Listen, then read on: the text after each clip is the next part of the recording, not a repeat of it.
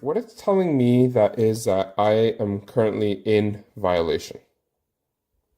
The reason for this violation is because last time we were logged in, we forgot to log out. So I will show you guys how you will fix that. If we go back to the main screen, you can currently see I am on duty. I can select that. It shows me I have no hours left. And to go in and see my previous logs, I have the ability to click the 3 lines over here, and I can go in and take a look at all my logs from before. To edit your logs, you first need to verify the log, which is done by that right there.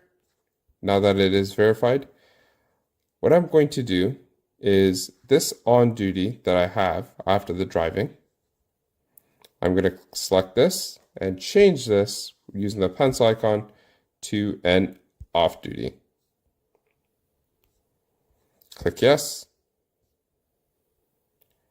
And you will notice I now have the off duty there. If I go back, you will also see I got all my hours